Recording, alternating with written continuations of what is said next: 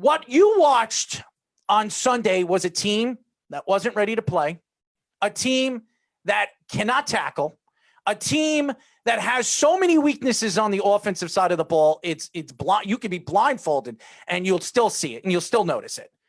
And with the New York Jets, I just don't know if the Jets were ready for the season. I don't know if Adam Gase really had them ready to go into the season and expect that Sam Darnold's development would be even better than it was last year. Yeah, again, it seems like they're always slow starting, always just seeming unprepared. I'm just so basic. Unprepared. Yeah. Unprepared. That's being nice. Unprepared. Yeah.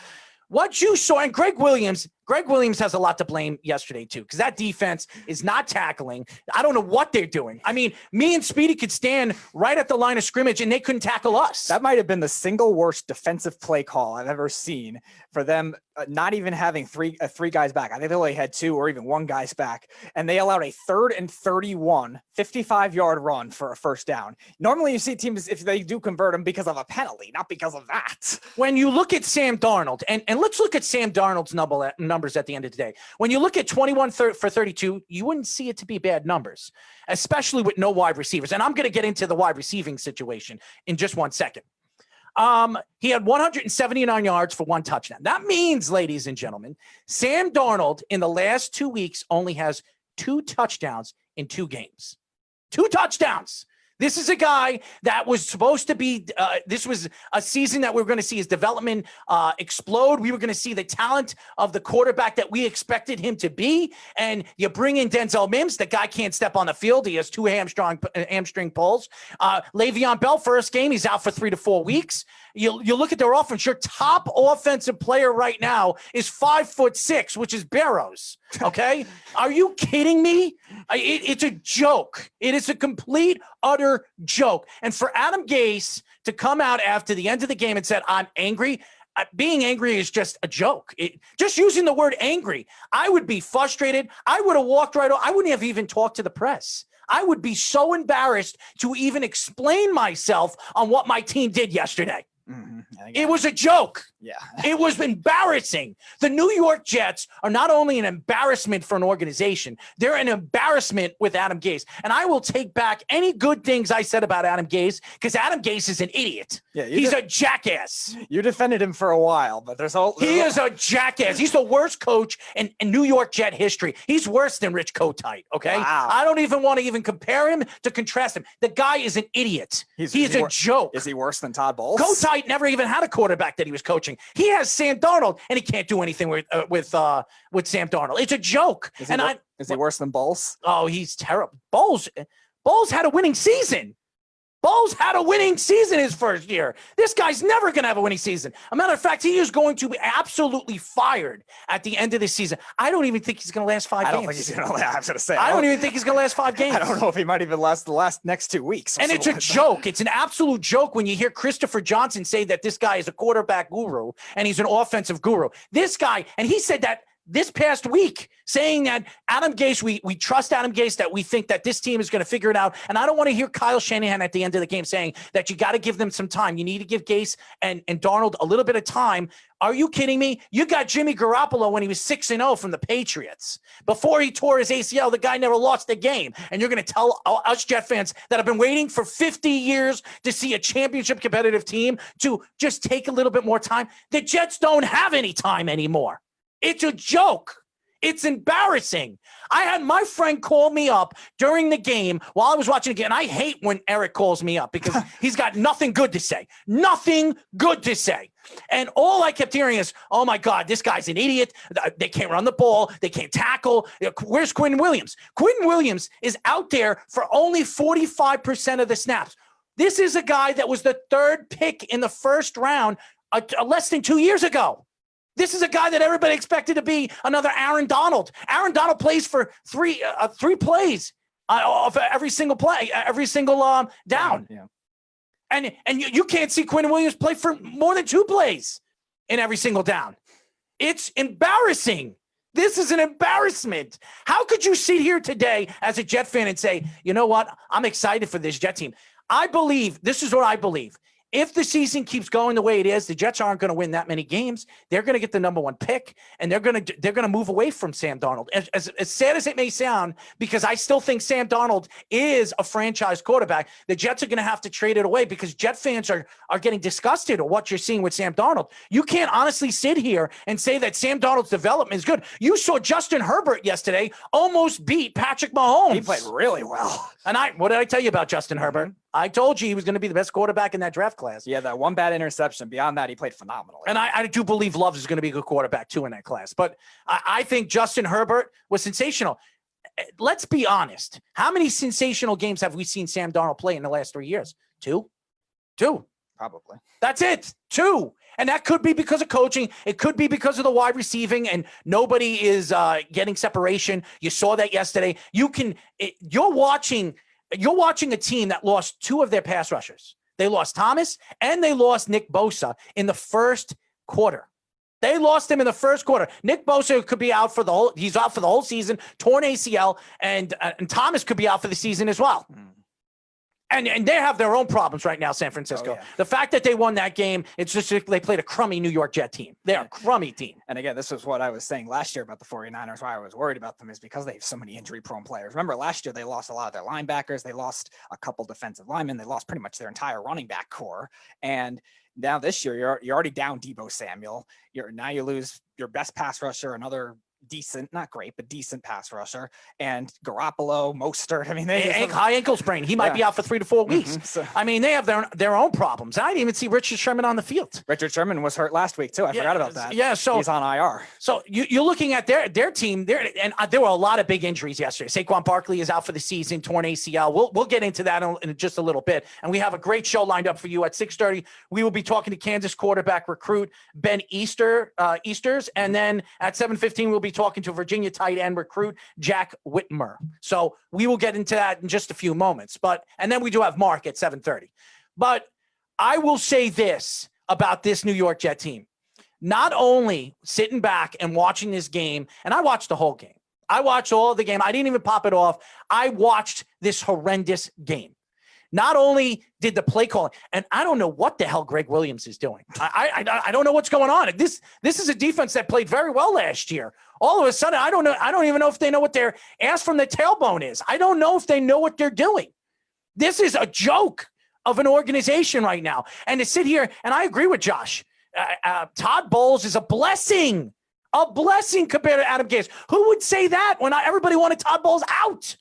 It's a joke. We haven't had a good quarterback. We haven't had a good coach since Rex Ryan. And Rex Ryan was a good coach for 3 years before he blew up everything. This is a joke. This organization is a joke. They have to reassemble their thoughts on where this team is going in the future and what they have to do as an organization. And I don't want to hear Christopher Johnson. I don't have anything against Christopher Johnson and Woody Johnson because they open up their pockets. I don't care how bad they are as owners or think they know about football. They open up their pockets. And that, to me, is very, very important if you're expecting to bring in free agents. So you can't even argue with them on that.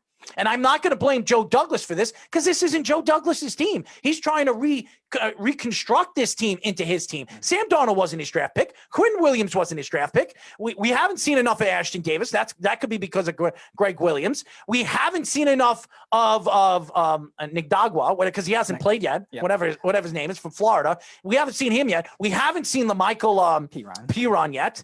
They actually had LaMichael Piron on the bench. They didn't play him at all. It was Gore the whole game. Now, I like Frank Gore, and Frank Gore was the best offensive option they had during the game. It's a joke. A 38-year-old man who shouldn't even be in the league anymore is the best player, best offensive option for Sam Darnold. The only bright spot of the New York Jets and what we've seen so far in the first 2 games is their offensive line. Their offensive line is actually good. This is a good offensive line. Sam Darnold didn't get sacked that much yesterday. He really didn't. And every time he did get sacked, it was because he held the ball too long. Right. And a lot of the pressure came in the beginning of the game, too. And they were able to adjust well after that. Obviously, some of the injuries with the 49ers have to do with it too. Losing a player like Nick Bosa, that kind of caliber, sure, that'll hinder you a little bit, but it's still a talented defensive line regardless. That's the big strength of their team, and they've shown some good progress. That's the one area they have. The problem is they haven't done it everywhere else. And you could see Mekhi Beckham is going to be a star. You could see it. What do they call him? The big ticket now. He's going to be a star. You could see Nick Bosa could not get to Sam Darnold when he was in the game. He was throwing Nick Bosa around. So that's a bright spot. That's something that Joe Douglas can rave about. He actually his number one pick looks like a player. But the other players we have not seen yet. We have not seen Denzel Mims. And I know I was telling my friend Eric on the phone yesterday, you haven't seen Denzel Mims, so you don't know what you have offensively. When Denzel Mims steps on the field, then we'll see what they have at a wide receiver position. But all in all, when you have a 5'6" guy being your number one guy, which is Burrows, and I'm not talking about Wes Welker or Edelman, you're talking about a guy that nobody, he played for the Patriots. This guy was a third string. He was a punt returner last year, and he was their best offensive wide receiver option. Yeah, he was a decent college receiver in Miami, but yeah, like you said, very small and more of the special teams type. So don't expect him to be there. It's a joke. And Piron did play. He had 3 carries for 17 yards. CJ Desimone just sent me that. It's a joke. I'm looking at the numbers. I am seriously disgusted with what I've seen. All right, here we go. Josh Adams couldn't get the first down with 4th and 1. The Jets gave how many 4th and 1s did the Jets? They had 2 4th and 1s they went for, and they couldn't get one. They couldn't get the first down. They couldn't get the first down. Chris Hogan had 75 yards, 6 receptions for 75 yards. Braxton Barrows, who had a touchdown, 59 yards with 6 receptions, 1 touchdown. Josh Malone. Who the hell is Josh Malone? He was a Bengals receiver who was a special teams guy too. 4 receptions, 16 yards. Brashad Perriman. Everybody that thought was going to have everybody was talking how great he looked in practice. Oh, he's so sensational. 2 catches for 12 yards. Oh, he's great. By the way, Robbie Anderson in the first 2 games has over 100 yards and 2 touchdowns.